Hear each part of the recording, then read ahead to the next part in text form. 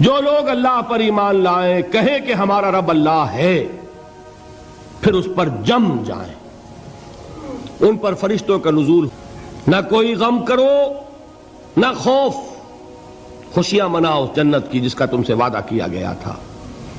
اللہ کی ربوبیت پر اطمینان جب انسان کو ہو جاتا، میرا رب اللہ ہے، ربی اللہ، انسان کے لیے نہ کوئی کھٹکا، نہ کوئی خطرہ، نہ کوئی خوف، نہ کوئی حزن۔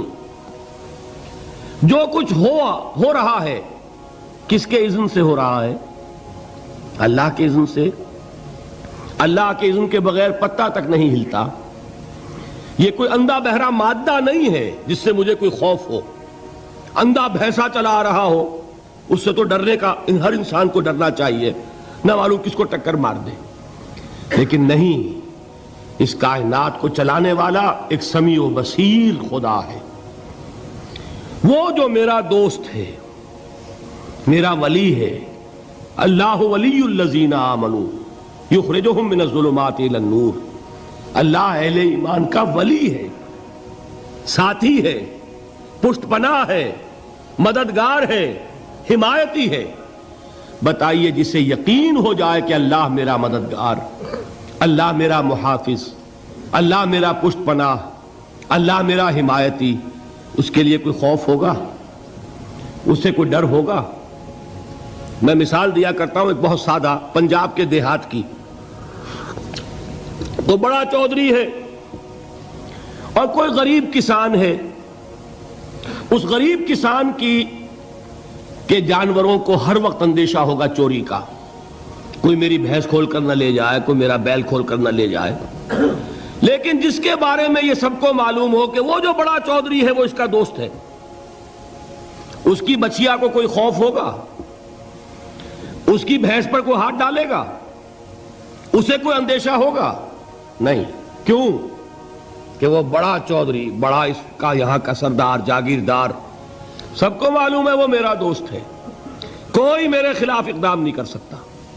اس دنیا میں یہ چھوٹی سی بات اگر آپ کے دلی اطمینان اور سکون کا باعث بن سکتی ہے تو ذرا تصور کیجئے۔ میں لفظ تصور استعمال کروں گا صرف اس لیے کہ اس کا ہم جس کو کہتے ہیں ادراک اور شعور کر نہیں سکتے، اگر کے ساتھ کر سکتے۔ اگر یقین ہو کہ اللہ میرا مددگار اور یقین ہو کہ اللہ ہر آن میرے ساتھ ہے، پھر کوئی خوف، کس کا خوف؟ کوئی شے اللہ سے بالا تر ہے؟ کوئی قوت اس سے زیادہ طاقتور ہے؟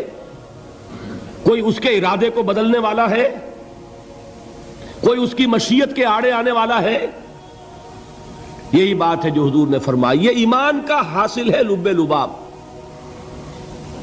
کہ دیکھو اچھی طرح اس بات کو ذہن نشین کر لو، اگر تمام انسان مل کر تمہیں کوئی نقصان پہنچانا چاہے نہیں پہنچا سکتے، مگر جو کچھ اللہ نے لکھ دیا ہو، اور تمام انسان مل کر تمہیں کوئی نفع پہنچانا چاہیں نہیں پہنچا سکتے، مگر وہ شے جو اللہ نے طے کر دی۔ آپ پھر میں کہوں گا ذرا طاری کیجئے، اسے فرض کیجئے، اسے سوچئے، اگر اس حدیث پر ہمارا دل ٹھکا ہوا ہو تو کسی سے ڈر ہوگا؟ یہ مجھے نقصان نہ پہنچا دے، یہ میری رپورٹ خراب نہ کر دے، یہ میری انکریمنٹ نہ رکوا دے، یہ میرا یہ نہ بگاڑ دے، یہ میرے یہ نقصان نہ پہنچا دے۔ اس کا ڈر، اس کا ڈر، اس کا خوف، اس کی خوشامد، اس کے لیے جا کر طرح طرح سے اپنی عزت نفس کو ذلیل کروانا اس کے سامنے، یہ سب کچھ کیوں کرتا ہے انسان؟ جب سمجھتا ہے کہ اس کے ہاتھ میں میرا کوئی نفع ہے، اس کے ہاتھ میں میرے لیے کوئی ضرر ہے، یہ مجھے کوئی گزند پہنچا سکتا ہے، یہ مجھے کوئی نقصان پہنچا سکتا ہے، یہ میرا کوئی کام بنا سکتا ہے، یہ میری کوئی ضرورت پوری کر سکتا ہے، اسی کا نام شرک ہے۔ جہاں آپ نے یہ سمجھا کہ غیر اللہ کے اندر کوئی طاقت موجود ہے، وہی شرک ہے۔ بتوں سے تجھ کو امیدیں، خدا سے نومیدی، مجھے بتا تو صحیح اور کافری کیا ہے؟ شرک تو یہ ہے۔ جس پر بھی تمہیں یہ خیال ہے، کلمہ ہے یہ کلمہ سوم، لا حول ولا قوت الا باللہ، ذرا اس پر دل کو کبھی اگر آپ تصور کریں، پھر فرض کریں، دل ٹھک جائے اس پر، کوئی طاقت نہیں۔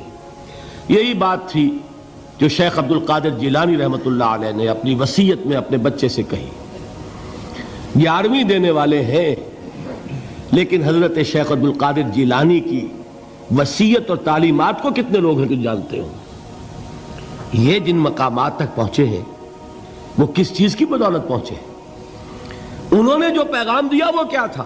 اے میرے بچے، جس طریقے سے قرآن مجید میں حضرت لقمان کی نصیحتیں جو ہے نقل کر دی گئی ہیں، میں یہ عرض کروں گا بالفرض اگر قرآن حضرت عبد القادر جیلانی کے بعد نازل ہوا ہوتا تو شیخ عبد القادر کی یہ نصیحتیں بھی قرآن میں درج ہوتی. اتنی اونچی نصیحتیں ہیں. اے میرے بچے، اس حقیقت کو ذہن نشین کر لے، لا فاعل فی الحقیقت ولا مؤثر الا اللہ. اس کائنات میں نہ کوئی فاعل حقیقی ہے نہ مؤثر حقیقی ہے سوائے اللہ کے. کسی شے میں کوئی تاثیر نہیں اگر اللہ نہ چاہے. آگ جلا نہیں سکتی اگر اللہ نہ چاہے. پانی ڈبو نہیں سکتا اگر اللہ نہ چاہے. زہر ہلاک نہیں کر سکتا اگر اللہ نہ چاہے. کوئی چیز فائدہ نہیں پہنچا سکتی اگر اللہ نہ چاہے. تو در در پہ کیوں سر جھکاتے ہو؟ در در پر کیوں جبیں سائی کرتے ہو؟ سب کے سامنے کیوں ہاتھ پھیلاتے ہو؟ ایک اللہ سے مانگو. ایک اللہ کے سامنے زمین پر اپنی جبین رکھو. لا فاعل فی الحقیقت ولا مؤثر الا اللہ. نظر آتا ہے ہمیں کہ پانی پیاس بجھا دیتا ہے. پیاس بجھانے کی صلاحیت پانی میں نہیں ہے، اللہ کے اذن سے ہے. کھانا بھوک مٹا دیتا ہے. بھوک مٹانے کی صلاحیت کھانے میں نہیں ہے، اذن رب میں ہے. دیکھیے یہی یقین تھا. حضرت موسیٰ علیہ السلام کا واقعہ یاد کیجئے. سامنے سمندر آ گیا ہے. قوم دیکھتی ہے پیچھے کہ گرد و غبار کا طوفان ہے. معلوم ہوا کہ فرعون اپنے لشکر سمیت آ گیا ہے. لشکر جب چلتا تھا تیز رفتاری کے ساتھ تو گرد و غبار کا جو طوفان اٹھتا تھا اس کا تصور کیجئے. اور لمحہ بلمحہ وہ قریب آ رہا ہے. پوری قوم نے کیا کہا؟ اے موسیٰ انا لمدرکون. اے موسیٰ ہم کو پکڑے گئے. قرآن مجید نے تو یہاں وہ باتیں نہیں لکھی ہیں، لیکن تورات میں یہ درج ہے کہ بنی اسرائیل جھگڑنے لگے، دست و گریبان ہو گئے موسیٰ کے ساتھ. موسیٰ ہمیں یہاں مروایا لا کر، اس سے تو ہم ہی بہتر تھے. وہاں کھانے کو ملتا تھا، زندگی تو تھی، بیگار ہم کر رہے تھے، موت تو نہیں تھی. اب جو کچھ ہوگا اس کا تصور کرو، جس طریقے سے ہمارے ٹکڑے اڑائے جائیں گے. تو لڑ رہے ہیں حضرت موسیٰ علیہ السلام سے. یہ تورات کی تفصیل ہے. قرآن میں صرف اتنا آیا ہے، پریشان ہو کر انہوں نے کہا انا لمدرکون. موسیٰ ہم تو پکڑے گئے. اس وقت موسیٰ کا جواب کیا ہے؟ کلا ان معی ربی سیہدین. نہیں، میرے ساتھ میرا رب ہے، وہ راستہ دے گا. بتائیے کہاں راستہ نظر آ رہا ہے؟ یہ ہے ایمان بالغیب. راستہ نظر نہ آئے تب اللہ پر یقین ایمان ہے. جیب میں پیسے ہوں اور تب دل کو اطمینان ہے تو ایمان کس پر ہوا؟ پیسے پر، اللہ پر نہیں.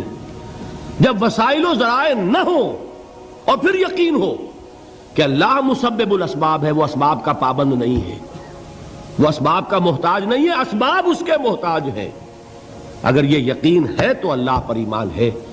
یہ نہیں ہے تو تمہارا ایمان اسباب پر ہے، وسائل پر ہے، ذرائع پر ہے، مادیات پر ہے، اللہ پر نہیں.